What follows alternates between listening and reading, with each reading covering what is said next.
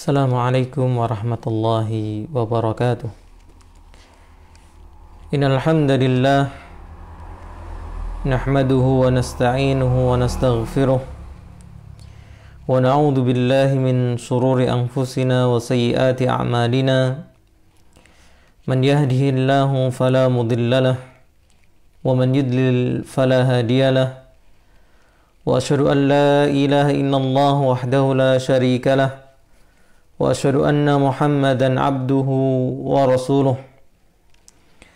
Ya ayyuhalladzina amanu taqullaha haqqa tuqatih wa la tamutunna illa wa antum muslimun. Ya ayyuhan nasu ittaqu rabbakumul ladzi khalaqakum min nafsin wahidah wa khalaqa minha zawjaha wa batha minhuma rijalan katsiran wa nisaa'a. Wattaqullaha alladzi tasaaluna bihi wal arham. Innallaha kana 'alaikum raqiba. Ya ayyuhalladzina amanu taqullaha wa qulu qawlan sadida yuslih lakum a'malakum wa yaghfir lakum dhunubakum wa man yuti'illaha wa rasulahu faqad faza fawzan 'azima. Amma ba'du fa inna asdaqal hadithi kitabullah wa khairal hadi hadi Muhammadin sallallahu alaihi wa ala alihi wa sallam wa syarral umuri muhdatsatuha wa kullu muhdatsatin bid'ah wa kullu bid'atin dhalalah wa kullu dhalalatin finnar. Ahwati fid din rahimani wa rahimakumullah. Alhamdulillah, kita bersyukur kepada Allah Subhanahu wa ta'ala yang masih memberikan kesempatan kepada kita semua untuk selalu bertalabul ilmi. Salah satu yang disabdakan oleh Nabi sallallahu alaihi wasallam, talabul ilmi fariidatun ala kulli muslimin. Menuntut ilmu itu kewajiban atas setiap muslim. Maka karena pertolongan Allah lah kita dimudahkan melaksanakan kewajiban ini. Dan semoga dengan rasa syukur kita, baik dengan lisan, dengan hati, dan kesungguhan kita dalam belajar, mengamalkan apa yang kita pelajari, menjadi sebab Allah selalu memudahkan kita dalam bertalabul ilmi. Salawat dan salam tidak lupa kita aturkan kepada beliau, panutan teladan kita, Rasulullah Muhammad sallallahu alaihi wa ala alihi wasallam. Terkhusus di hari yang mulia ini, di antara yang disunnahkan untuk diperbanyak adalah salawat dan salam kepada Rasulullah Muhammad sallallahu alaihi wa ala alihi wasallam. Kita lanjutkan pembahasan kita pada kitab Syama'ilun Nabi sallallahu alaihi wasallam, atau disebut juga Asy-Syama'il Al-Muhammadiyah, yang kita masuk kepada bab ke-19. Bab yang telah ada sedikit isyarat penyebutan di awal pembahasan kita di bab-bab awal tentang cara berjalan Rasulullah sallallahu alaihi wasallam. Berkata Al-Imam At-Tirmidzi rahimahullahu taala, bab ma jaa fi mishyati Rasulullah sallallahu alaihi wasallam.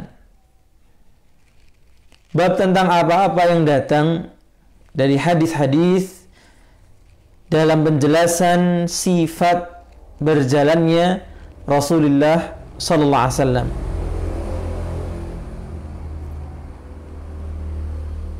Qala al-muallif rahimahullah, haddatsana Qutaibah ibn Sa'id qala haddatsana Ibnu Lahi'ah an Abi Yunus an Abi Hurairah radhiyallahu anhu qala.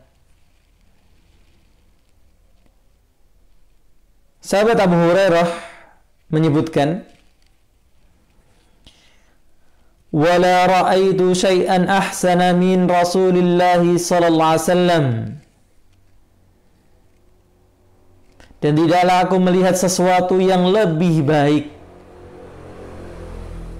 lebih indah dari Rasulullah sallallahu alaihi wasallam.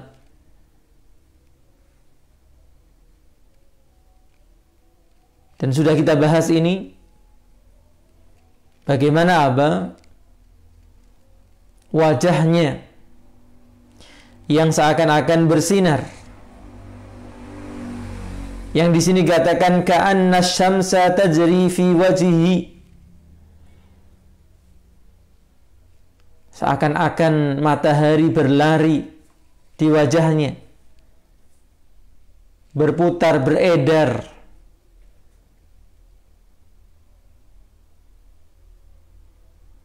Sedangkan dalam riwayat yang lain disebutkan seperti apa? Rembulan. Wa ma ra'aitu ahadan asra'a fi misyatihi min Rasulillah sallam. Dan tidaklah aku melihat seorang pun yang lebih cepat dalam cara berjalannya dari Rasulullah sallallahu alaihi wasallam. Ka'annamal ardu tutwa lahu. Seakan-akan bumi itu dilipat untuk beliau.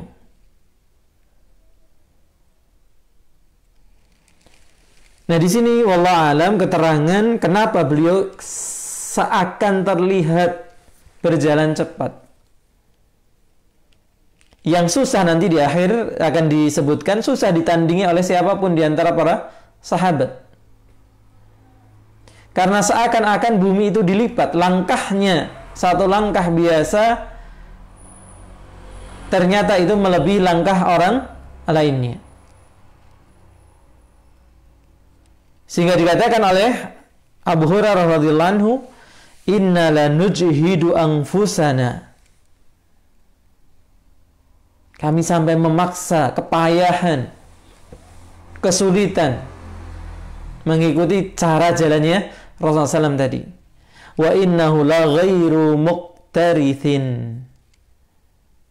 Dan sungguh bagi beliau itu perkara yang biasa saja, bukan perkara yang sulit. Maka ini diantara kekhususan yang Allah berikan kepada Nabi-Nya sallallahu alaihi wasallam.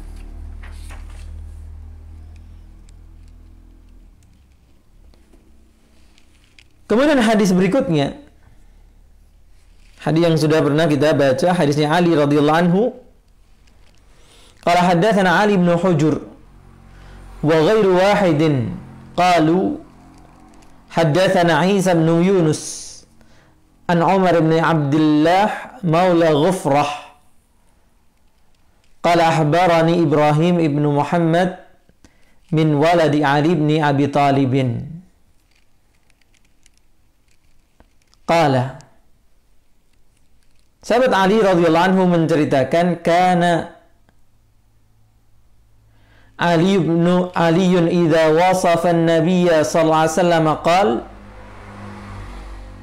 dahulu kala putranya Ali menceritakan bahwa bapaknya yaitu Ali jika mensifati Rasulullah, salah satunya menceritakan tentang apa? Cara berjalan.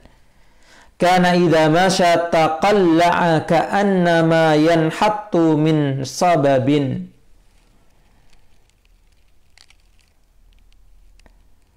Dahulu kala beliau jika berjalan itu taqalla'a,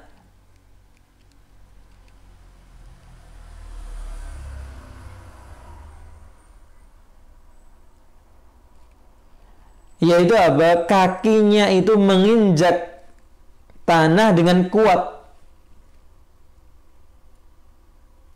Ka'annama yanhattu min sababin, seakan-akan turun dari lereng bukit.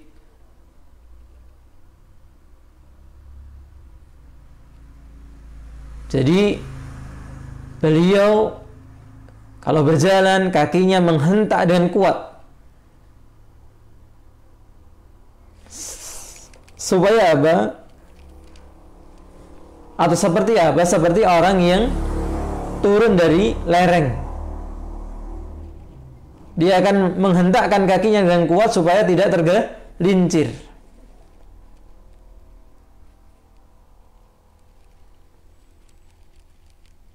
Demikian pula hadis terakhir yang disebutkan di sini, qala haddatsana Sufyan ibn Waqi, qala haddatsana Abi Anil Mas'udi an Utsman ibn Muslim ibn Hurmuz an Nafi ibn Jubair ibn Mut'im an Ali ibn Abi Talib qala kana Nabi sallallahu alaihi wasallam idza masya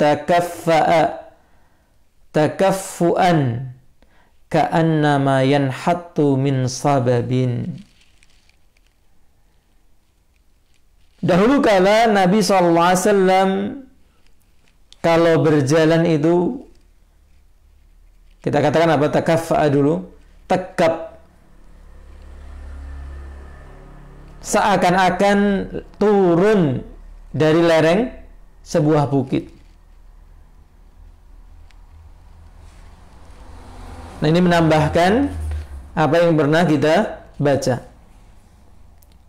Kemudian bab selanjutnya, ini babnya pendek. Bab ke-20, bab ma jaa fi taqannu'i Rasulillah sallallahu alaihi wasallam. Taqannu' ini juga sudah sempat kita bahas ketika kita membahas tentang Rasulullah SAW minyak rambut Rasulullah SAW. Tentang rambut beliau apa? Memiyaki rambutnya. Dan kadang menutup kepalanya dengan kain. Dan kain tadi apa? Sampai berubah warna. Disebabkan minyak rambut yang kemudian apa? Meresap ke kain tersebut.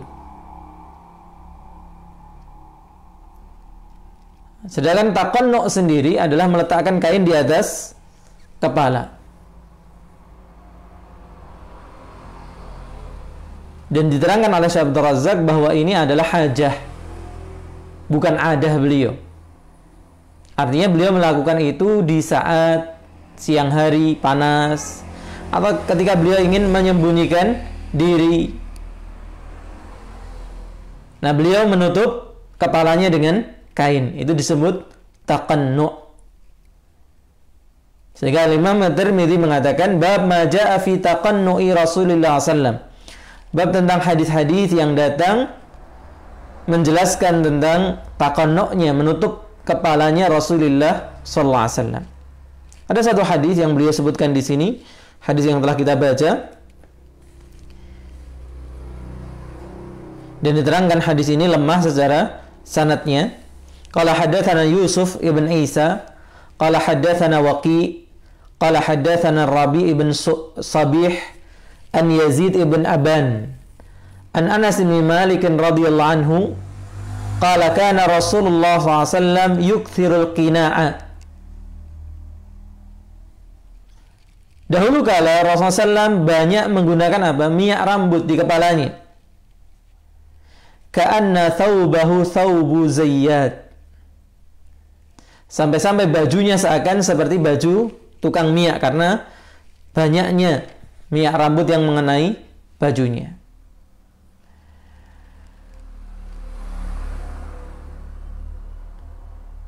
Nah, Syekh Abdul Razak menyebutkan hadis lain yang sebenarnya lebih tepat disebutkan di sini, yaitu sebuah hadis yang diriwayatkan oleh Imam Bukhari.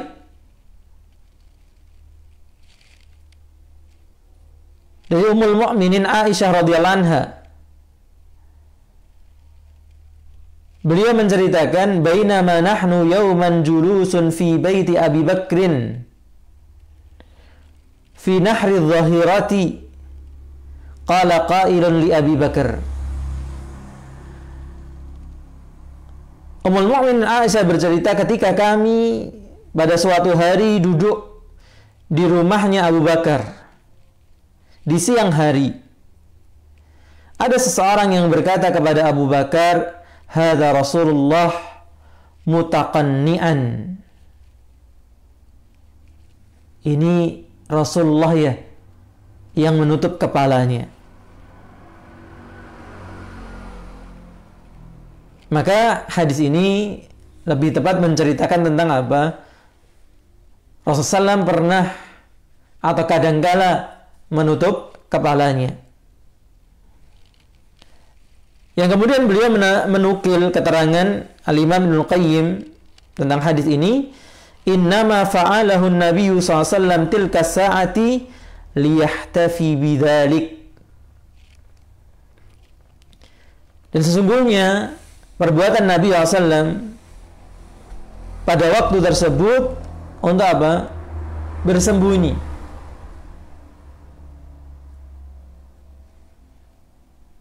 Artinya menyembunyikan diri beliau, entah bersembunyi karena cuaca tadi panas siang hari atau dari pandangan orang. Fa fi'luhu lil hajah wa lam takun 'adatuhu taqannu'. Maka perbuatan beliau ini adalah apa? Ada tuntutan kebutuhan. Bukan karena kebiasaan beliau memang menutup kepalanya seperti itu.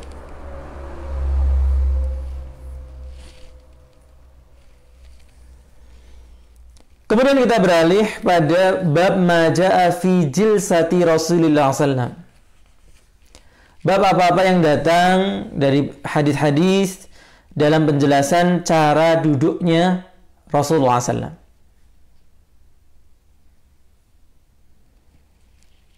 Qala hadatsana Abdullah bin Humaid قال حدثنا عفان بن مسلم قال حدثنا عبد الله بن حسان عن جدتيه عن قيلة بنت مخرمة أنها رأت رضي الله عنها.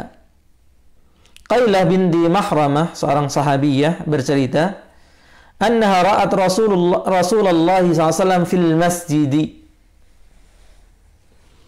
bahwa Qailah melihat Rasulullah SAW di masjid, wa huwa qaidun al-qurfusa, beliau duduk kurfusa. Apa itu duduk kurfusa? Syekh Abdul Razak menjelaskan dua sifat tentang duduk kurfusa. Yang pertama adalah sinonim dari apa? Ihtiba. Ya, antum bayangkan saja nggih. Saya jelaskan. Duduk ihtiba, apa ya bahasa kita? Ihtiba itu duduk di lantai, di tanah, kemudian dua kaki atau dua betisnya diangkat dalam posisi tegak, kemudian kedua tangan disatukan memeluk apa? Betis tadi, sehingga paha dan dada itu bertemu. Apa bahasanya kita?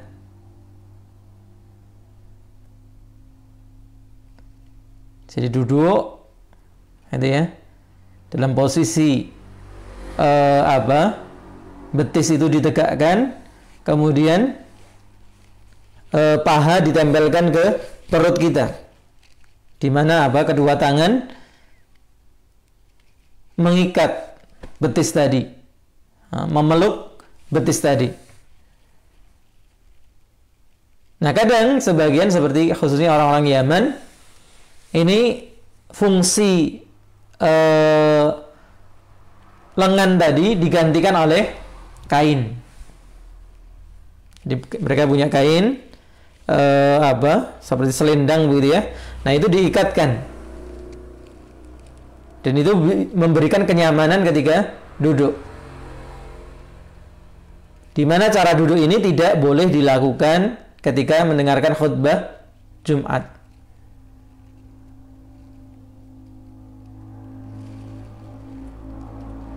Ada yang menyebutkan mungkin apa istilahnya dalam bahasa kita.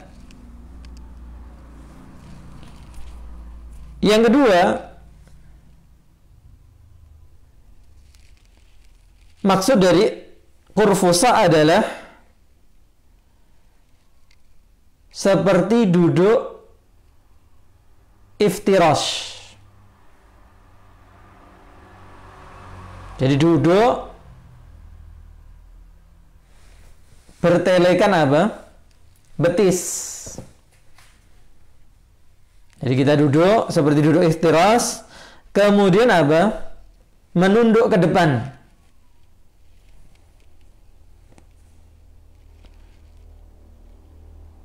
Sedakep. Sedakep itu kan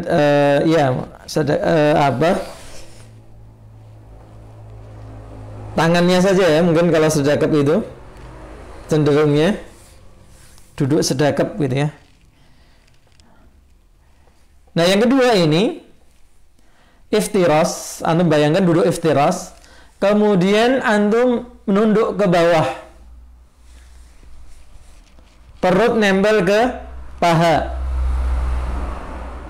kemudian tangannya disilangkan masuk ke ketiak seperti orang kedinginan. Orang kedinginan gitu ya. Itu kan biasanya sedakap itu tadi, tangannya di depan dada, telapak tangan dimasukkan ke ketiak. Nah, ini juga disebut kurfusa.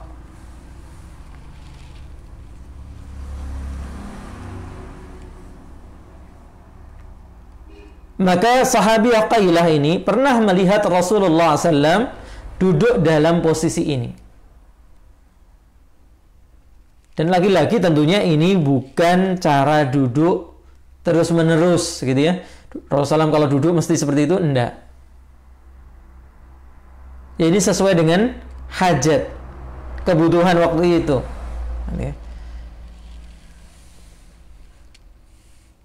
Falamma ra'aitu Rasulullah SAW al-mutakhashsha'a fil jilsati ur'idtu minal faraqi.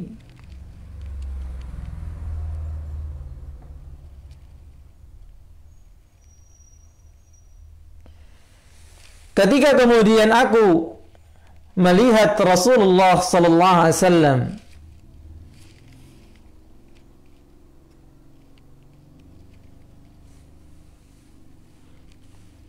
sedang duduk dengan khusyuk tadi, ur'idtu minal faraqi, aku merasakan apa? Ketakutan. Ketakutan di sini bukan takut, tapi apa? Takut karena haibah, karena kewibawaan yang dimiliki oleh Rasulullah SAW.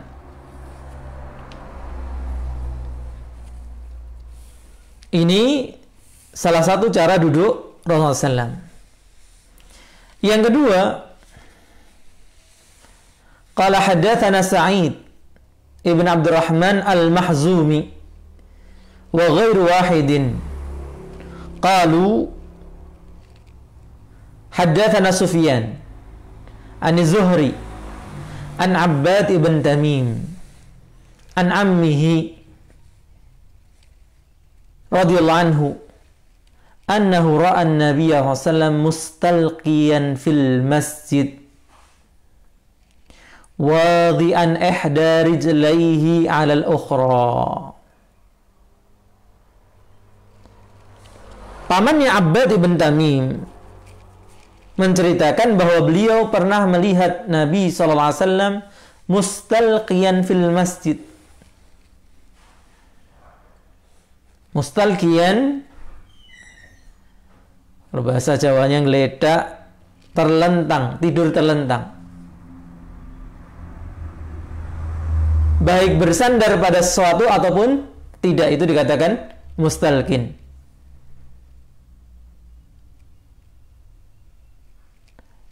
Wadhi'an ihda rijlaihi 'alal ukhra, beliau meletakkan salah satu kakinya pada kaki yang lain.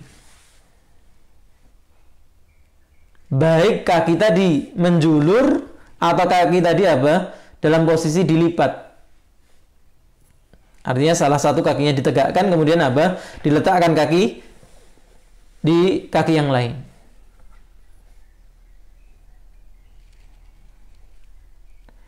Dan tentu ini posisi yang dilakukan di saat apa? Seorang bersendirian.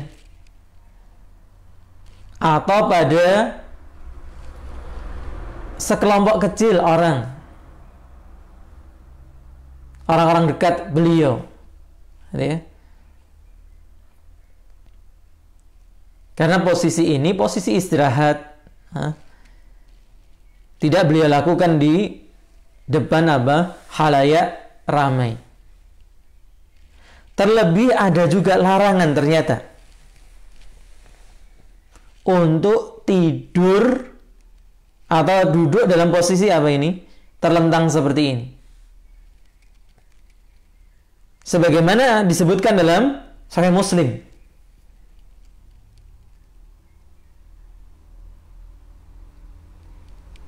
Bahwa Nabi SAW melarang seorang mengangkat kakinya, meletakkan di kaki yang lain dalam keadaan dia apa? Tidur terlentang. Nah, bagaimana tentang larangan ini? Sedangkan Nabi SAW melakukan. Maka di antara maslak para ulama, cara para ulama menggabungkan dua hadis ini, bahwa larangan ini berlaku bagi yang ditakutkan apa? Terbuka auratnya.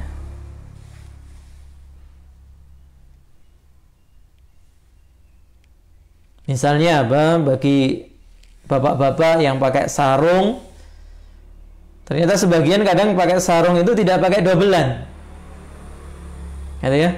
Tidak pakai sirwal, tidak pakai celana panjang di dalamnya.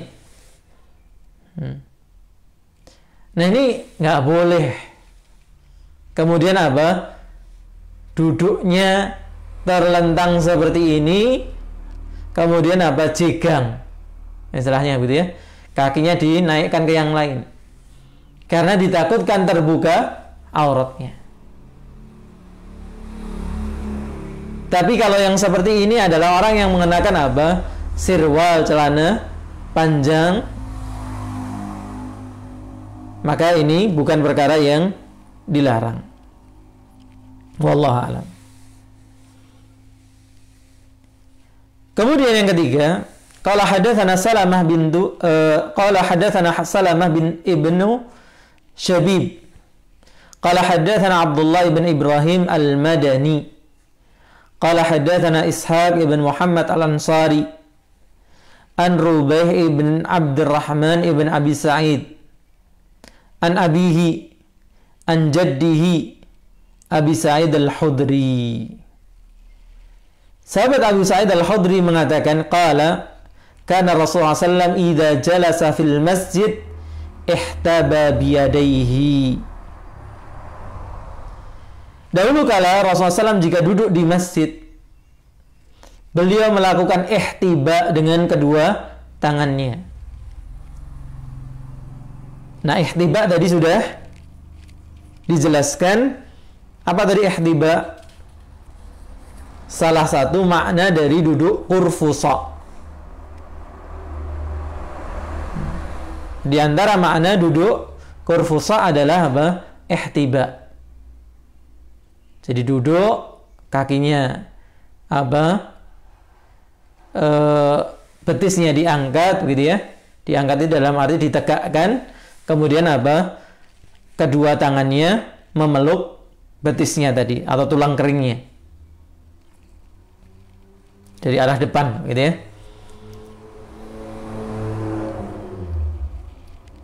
Ya, ini beberapa hadis yang menceritakan tentang cara duduk beliau.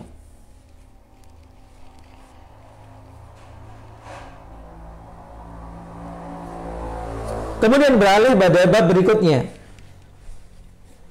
Bab ma jaa fi tukaati Rasulillah sallallahu alaihi wasallam.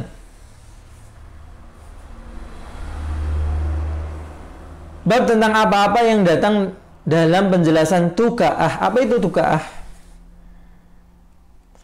Tukaah adalah sesuatu yang dijadikan sandaran.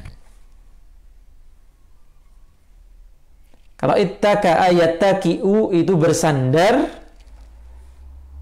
maka tukaah adalah sandarannya. Nah, apa yang biasa digunakan oleh Rasulullah dulu untuk bersandar ketika duduk? Subhanallah, gitu ya. Sampai seperti ini. Para sahabat itu menceritakan kita keseharian Rasulullah sallallahu alaihi wasallam.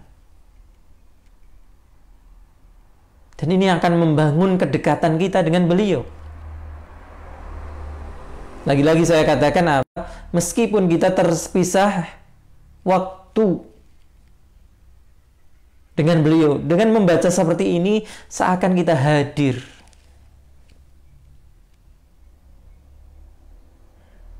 Seakan buku ini apa? Mesin waktu, begitu ya.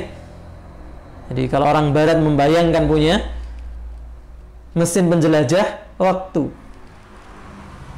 maka sebenarnya kita punya mesin tersebut, yaitu kitab-kitab para ulama, hadis-hadis sahabat yang disebutkan para sahabat radhiyallahu anhum ajma'in. Tinggal masalahnya kita mau baca atau tidak. Jadi kalau kemarin ada salah seorang teman yang menyebutkan, meringkaskan sedikit gitu ya, memotivasi kita untuk terus mempelajari bab ini, gitu ya, bahwa salah kalau digambarkan. Dan setelah baca itu, semalam saya melihat sebuah gambar begitu ya, yang menggambarkan seakan itu Rasulullah SAW, laki tua, bungkuk, rambutnya putih, jenggotnya putih semua. Inilah salah kaprahnya, bahwa kewibawaan itu dari apa? Pancaran semuanya yang serba putih, sampai rambutnya, jenggotnya putih. Padahal ternyata apa? Ubannya tidak lebih dari 20 helai. Jalannya tegap. Nanti ya? Maka hal-hal seperti ini semoga menjadikan kita semakin mencintai beliau. Dan cinta itu kita buktikan dengan berittiba kepadanya. Berkata penulis rahimahullah, qala haddatsana Abbas ibn Muhammad ad-Duri al-Baghdadi, qala haddatsana Ishaq ibn Mansur an Israel an Simak ibn Harb an Jabir ibn Samurah.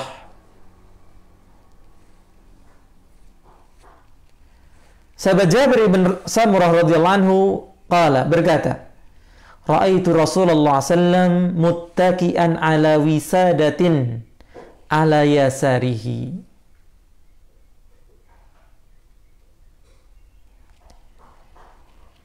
Aku pernah melihat Rasulullah SAW bertelekan, bersandar kepada bantal pada sisi kiri tubuh beliau. Dan lagi-lagi seperti ini perkara yang mubah.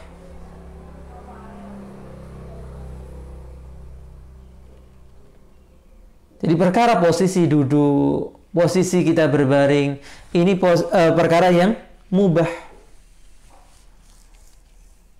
Memang dianjurkan untuk ketika kita tidur, memulai tidur kita berbaring ke sisi kanan. Tapi bila ada sebagian tidak terbiasa, belum terbiasa, atau mungkin ada sakit sesuatu di sisi tubuh sebelah kanan, dia ingin berbaring ke sebelah kiri, ini perkara yang mubah. Jangan kemudian memandangnya seakan ini perkara yang haram. Dan perkara tidur tengkurap, ini juga perkara yang para ulama berbeda pendapat. Hadis tentang tidur tengkurap itu tidurnya ahli neraka dikatakan lemah oleh sebagian. Termasuk ketika Syekh bin Baz ditanya tentang masalah itu. Beliau mengatakan, aku tidak tahu ada hadis yang sahih mengenai perkara ini. Dan aku terbiasa karena ini tidur yang nyaman bagi beliau.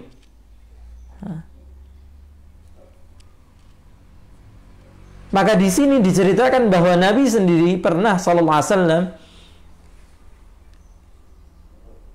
berbaring bertelekan dengan bantal di sebelah kiri tubuh beliau. Jadi kadang memang keadaan tertentu menuntut, entah karena posisi ruangannya atau tubuh yang sedang mengalami sesuatu yang nyaman dengan berbaring ke sebelah kiri. Hadis kedua, qala hadatsana Humaid bin Mas'adah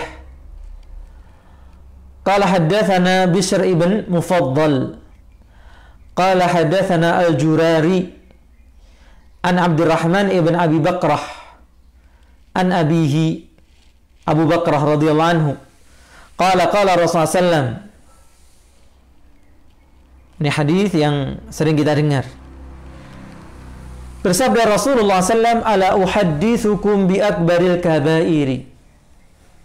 Dalam pembahasan kita Kitabul Kabair karya Al-Imam Az-Zahabi disebutkan hadis ini. Rasulullah mengatakan, maukah aku ceritakan kepada kalian tentang dosa besar yang paling besar? Qalu bala. Para sahabat mengatakan, tentu ya Rasulullah, wahai Rasulullah. Qala, beliau mengatakan, al-isyraku billah, berbuat kesyirikan terhadap Allah. Inilah salah satu dosa atau satu-satunya dosa yang bila dibawa mati tidak akan diampuni oleh Allah Subhanahu wa taala. Nas'alullah salamah wal afiyah.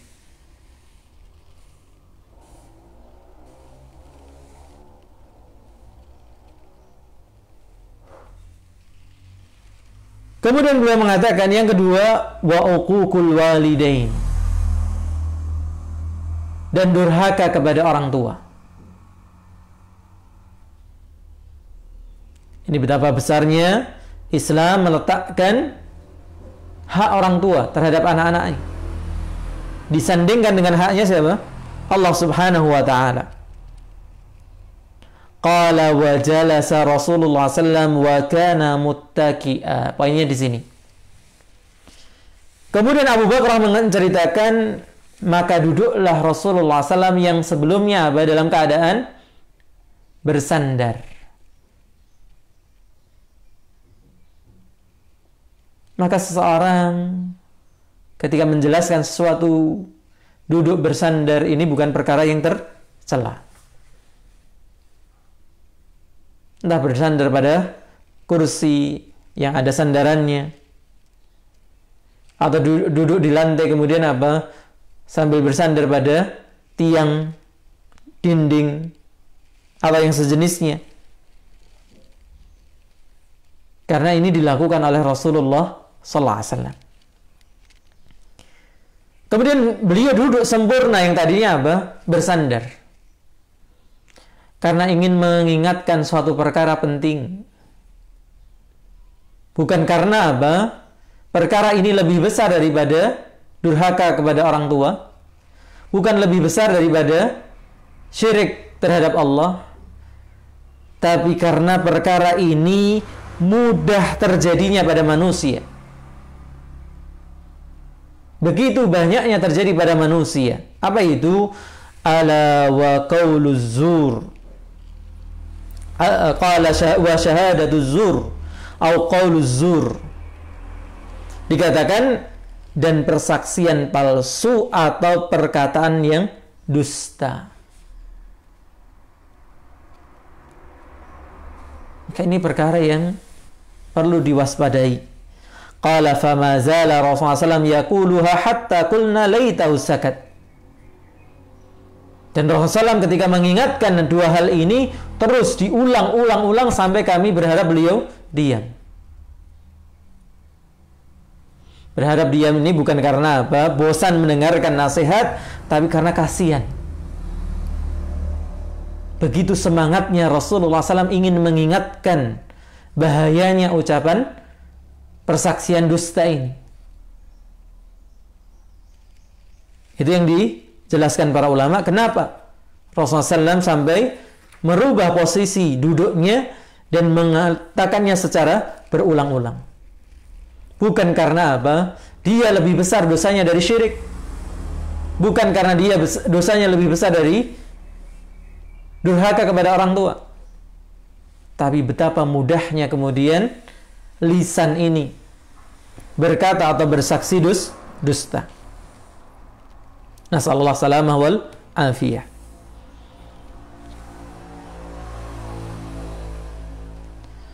Kemudian hadis berikutnya, qala haddatsana Qutaibah ibn Sa'id qala haddatsana Syarik an Ali ibn al-Aqmar an Abi Juhaifah radhiyallahu anhu qala qala Rasulullah sallam amma ana fala akulu muttaki'a.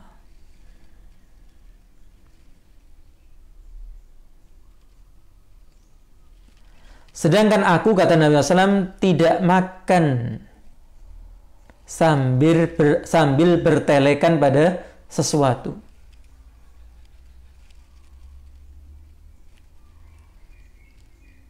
Demikian pula hadis berikutnya.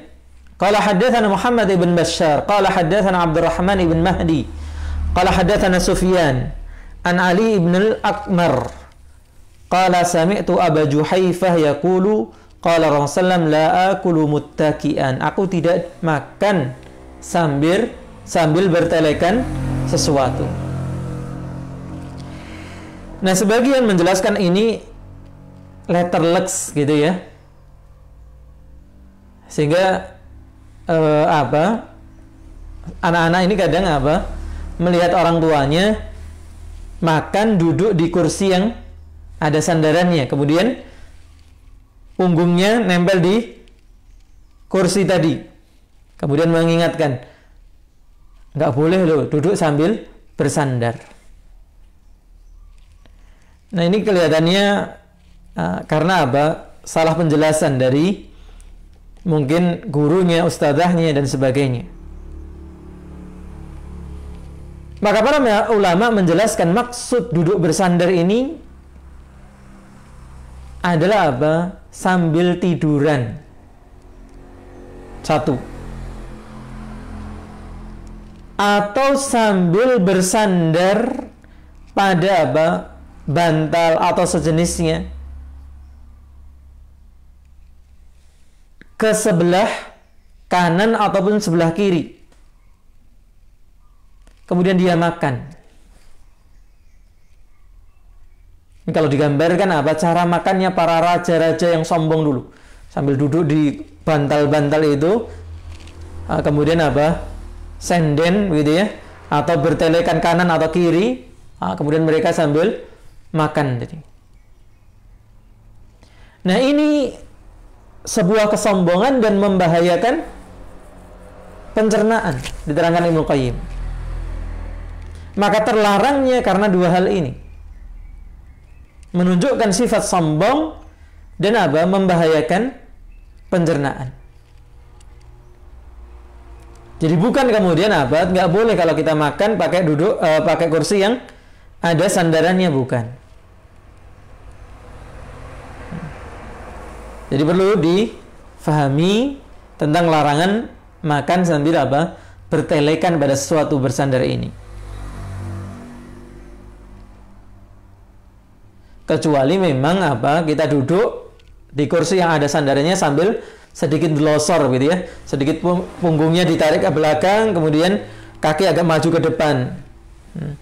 Nah, ini masuk dalam larangan tadi.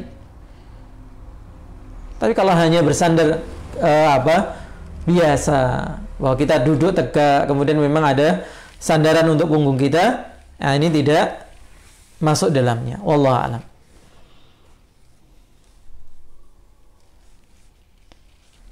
Kemudian hadis yang lain,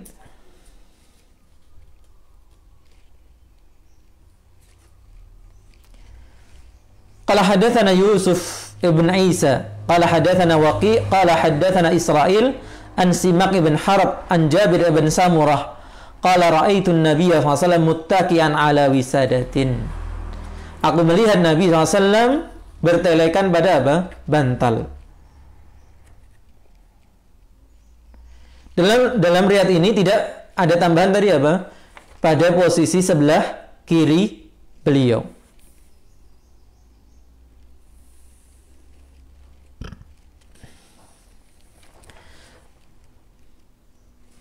Kemudian bab terakhir yang bisa kita ambil di kesempatan pagi hari ini tentang Rasulullah SAW pernah bertelekan pada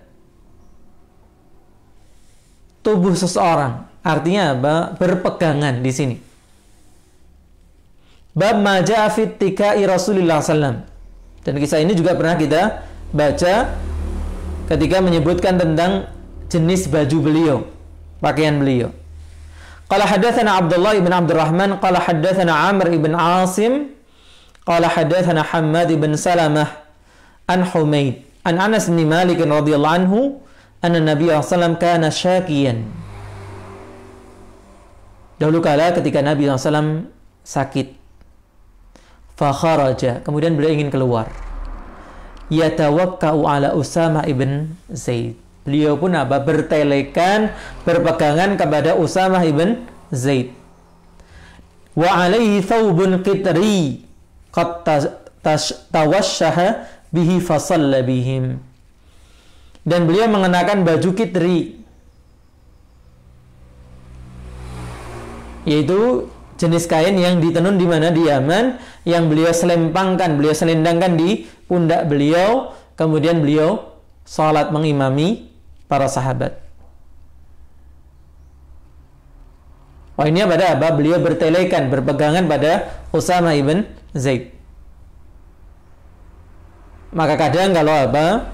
Sebagian sambil nunggu kajian gitu ya. Tapi jangan pas kajian. Atau setelah kajian nunggu waktu sholat, itu sendenan kepada temannya, nggak ada sendenan tempat yang lain gitu ya, maka ini nggak masalah ya. Tapi jangan sembarang orang gitu ya, orang yang memang ya kita pandang punya kedekatan dengan kita, mungkin juga masih kuat gitu ya. Sebelahnya orang sepuh nggak kenal, kita sendiri gitu ya. Jangan. Baik, hadis kedua di bab ini, qala hadatsana Abdullah ibn Abdurrahman, qala hadatsana Muhammad ibn al-Mubarak, qala hadatsana Atha ibn Muslim al-Khaffaf al-Halabi, qala hadatsana Ja'far ibn Burqan, an Atha ibn Abi Rabbah, an al-Fadl ibn Abbas, qala Fadl ibn Abbas radhiyallahu anhu menceritakan, dakhaltu ala Rasulillah sallam fi maradi alladhi tuwfiya fihi. Aku masuk menemui Rasulullah sallam dalam sakit yang beliau wafat karenanya. Wa ala ra'sihi isabatun safra. Dan di dekat kepalanya ada kain berwarna kuning. Ini menunjukkan beliau tidak membiasakan warna tertentu. Kita sudah baca apa? Ada yang merah, ada yang loreng, ada yang hijau, ada yang hitam. Fasallamtu alaih. Kemudian aku memberikan salam kepada beliau. Faqala, tentu beliau setelah menjawabnya, beliau mengatakan, ya Fadl, wahai Fadl. Qultu labbaika ya Rasulullah. Qala ushdud bihadhil isabati ra'si. Talikan dengan kain ini kepalaku. Dan ini yang pernah saya sarankan kepada teman-teman untuk mendengarkan ceramah tentang apa detik-detik wafatnya Rasulullah SAW. Begitu beratnya apa yang dirasakan oleh Rasulullah SAW, di mana setiap kali beliau ingin berangkat untuk sholat bersama para sahabat pingsan. Ya. Nanti begitu siuman, beliau mengusap kepalanya dengan air, ingin berjalan lagi, pingsan lagi. Salah satunya apa yang diceritakan di sini. Beliau merasakan sakit kepala yang luar biasa. Yang dalam hadisnya Abdullah bin Mas'ud, bahwa apa yang beliau rasakan itu 2 kali lipat yang dirasakan manusia biasa. Dan ini juga menunjukkan adanya ikhtiar, adanya usaha. Dia beliau merasakan sakit pada kepalanya, dia minta tolong kepada Fadl, wahai Fadl, ikat kepalaku ini dengan apa? Kain ini. Sallallahu alaihi wa ala alihi wasallam. Qala fa'altuhu thumma qa'ada. Maka aku lakukan perintah beliau tadi, kemudian beliau duduk. Fa wada'a kaffahu ala mankibayya atau mankibi. Maka beliau meletakkan telapak tangannya di pundakku. Thumma qama fadakhala fil masjidi. Kemudian beliau berdiri dan masuk ke masjid.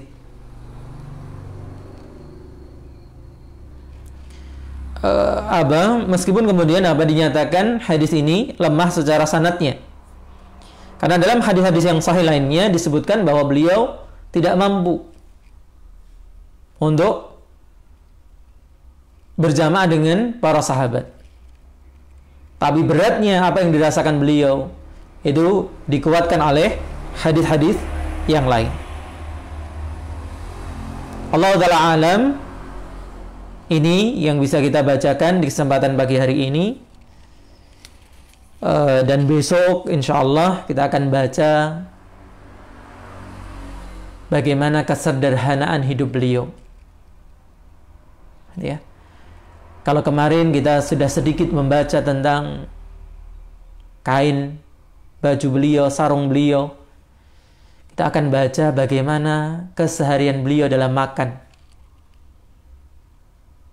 Apa yang beliau makan? Apa lauknya? Yang lagi-lagi saya katakan, ini akan menjadi rem yang pakem bagi kita untuk tidak kebablasan mengejar dunia. Dengan selalu mengingat manusia terbaik ini, teladan kita dalam mensikapi dunia. Allah Ta'ala alam. Semoga bermanfaat. Kurang dan lebihnya saya mohon maaf. Subhanakallahumma wa bihamdika asyhadu an la ilaha illa anta astaghfiruka wa atubu ilaik. Assalamualaikum warahmatullahi wabarakatuh.